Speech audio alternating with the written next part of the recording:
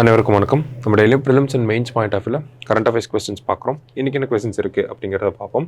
So முதல் கேள்வியில் பார்த்தோம்னா, which country gave asylum to Bashar al Assad அப்படின்னு சொல்லி கேட்டிருக்காங்க. பசர் அல் அசாத்துக்கு அடைக்கலம் கொடுத்த நாடு எது அப்படின்னு கேட்டிருக்காங்க. ஸோ எந்த நாடு அடைக்கலம் கொடுத்துருக்காங்க அப்படின்னு பார்த்தோம்னா, இவர் முன்னாள் சிரியாவுடைய அதிபராக இருந்தவர். சிரியாவுக்கு தொடர்ச்சியாக உதவிகளை வழங்கின ஒரு சர்வதேச நாடு யார் அப்படின்னு பார்த்தோம்னா ரஷ்யா தான். ஸோ ரஷ்யா தான் இவருக்கு அசைலம் அப்படிங்கிறத கொடுத்துருக்காங்க. சரியா? ஸோ ரஷ்யா அப்படிங்கிறதா சரியான விடை. அடுத்ததாக பார்த்தோம்னா, நமக்கு மியூல் அக்கவுண்ட் மீன்ஸ் அப்படின்னு சொல்லி கேட்டிருக்காங்க. மியூல் கணக்கு என்றால் என்ன? ஓகேங்களா? வங்கிகள் சார்ந்து பார்க்கப்படுறப்ப இந்த மியூல் அக்கவுண்ட் அப்படிங்கிறது அதிகமாக யூஸ் பண்ணக்கூடிய ஒரு டேர்ம். என்ன அப்படின்னு பார்த்தோம்னா, இந்த கிரிமினல்ஸ்லாம் இருக்காங்க இல்லையா, இந்த கிரிமினல்ஸ் வந்து ஒரு பேங்க் அக்கௌண்ட்டை வந்து யூஸ் பண்ணுவாங்க இல்லையா, அந்த பேங்க் அக்கௌண்ட்டை தான் மியூல் அக்கௌண்ட்டுன்னு சொல்லுவாங்க. அதாவது அந்த கிரிமினல்ஸ் யூஸ் பண்ணக்கூடிய பேங்க் அக்கௌண்ட் அப்படிங்கிறது அந்த கிரிமினல்ஸ்க்கு சொந்தமான பேங்க் அக்கௌண்ட்டாக இருக்காது. மாறா என்ன பண்ணுவாங்க அப்படின்னா, வேற ஒருத்தரோட வங்கி கணக்குகளை இவங்க கிரிமினல்ஸ் வந்து யூஸ் பண்ணுவாங்க. ஓகேங்களா? ஸோ இப்போ ஒரு சைபர் குற்றம், ஏதாவது ஒரு குற்றம் நடக்குது அப்படின்னு பார்த்தோம்னா, இந்த கிரிமினல்ஸ் ஒரு பேங்க் அக்கௌண்ட்டை யூஸ் பண்ணியிருப்பாங்க. அந்த பேங்க் அக்கௌண்ட்டை போலீஸ் ட்ரேஸ் பண்ணாங்க அப்படின்னு பார்த்தோம்னா, அந்த பேங்க் அக்கௌண்ட் வேற ஒரு நபருக்கு சொந்தமானதாக இருக்கும். ஆனால் அந்த அக்கௌண்ட்டை கிரிமினல்ஸ் யூஸ் பண்ணி என்ன பண்ணியிருப்பாங்க? இல்லீகல் ஆக்டிவிட்டீஸ் எல்லாமே பண்ணியிருப்பாங்க. இதுதான் மியூல் அக்கௌண்ட் அப்படிங்கிறது. சரியா? என்னோட அக்கௌண்ட்டை கிரிமினல்ஸ் வந்து யூஸ் பண்ணுறாங்க, எனக்கே தெரியாமல். அதுதான் இந்த மியூல் அக்கௌண்ட் அப்படிங்கிறது.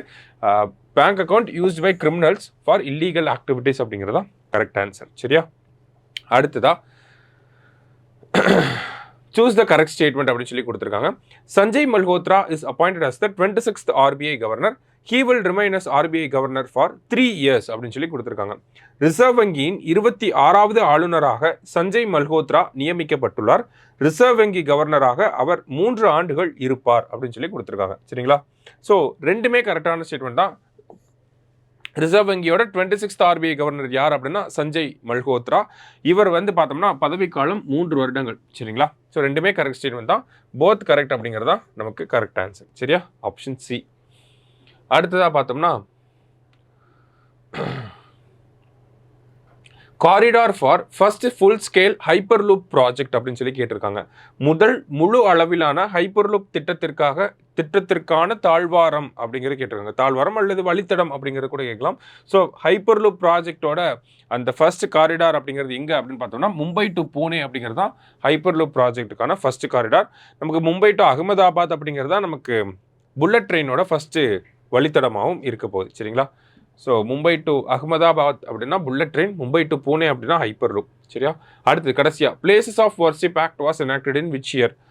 வழிபாட்டு தலங்கள் சட்டம் எந்த ஆண்டு இயற்றப்பட்டது அப்படின்றத கேட்டிருக்காங்க. ஸோ 1991 இயற்றப்பட்ட ஒரு சட்டம் தான். ஸோ இந்த சட்டத்துக்கு எதிராக நிறைய வழக்குகள் அப்படிங்கிறது போடப்பட்டிருக்கு.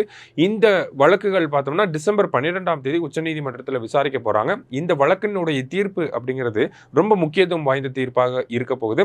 இந்தியாவுடைய மதச்சார்பின்மையை பற்றி பேசக்கூடிய ஒரு தீர்ப்பாகவும் இருக்கும். ஏன் அப்படின்னு பார்த்தோம்னா, the places of worship act August 15, 1947 ஒரு இடத்துல இருக்கக்கூடிய ஒரு புனித தலம் எந்த மதத்துக்கு சொந்தமாக இருக்கோ, இந்தியா அப்படிங்கிற நாடு இருக்கிற வரைக்கும் அந்த புனித தலம் அந்த மதத்துக்கு சொந்தமானதாக மட்டும்தான் இருக்கும். அதுதான் இந்த பிளேசஸ் ஆஃப் வர்ஷிப் ஆக்ட் 1991 நமக்கு சொல்லுது. இப்போ எக்ஸாம்பிளுக்கு ஆகஸ்ட் 15, 1947 அப்போ நமக்கு இதுதான் ஒரு புனித தலம். இந்த புனித தலம் அப்படிங்கிறது எக்ஸ் அப்படிங்கிற மதத்துக்கு சொந்தமாக இருக்குது அப்படின்னா, இந்தியா அப்படிங்கிற நாடு இருக்கிற வரைக்கும் இந்த புனித தலம் எக்ஸ் அப்படிங்கிற மதத்துக்கு தான் சொந்தமாக இருக்கும். நம்ம ஒய் அப்படிங்கிற ஒரு மதம் வந்து இது எங்களுக்கு சொந்தமானது, எங்களுக்கு வேணும் கொடுங்க அப்படின்லாம் கேட்க முடியாது. சரிங்களா? அதான் இந்த பிளேஸ் ஆஃப் வர்ஷிப் ஆக்ட் அப்படிங்கிறது நமக்கு சொல்லுது.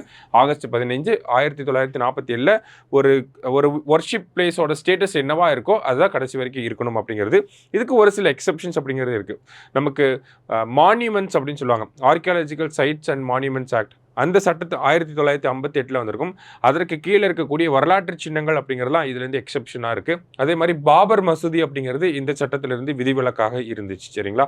ஸோ அதான் நம்ம பார்க்குறோம். ஸோ இந்த வழக்கு அப்படிங்கிறது நடக்க போகுது, அதை பற்றி தான் நம்ம பார்ப்போம். சரிங்களா? ஸோ இன்னைக்கு 5 கொஸ்டின்ஸ் பார்த்துருக்கோம். தேங்க்யூ.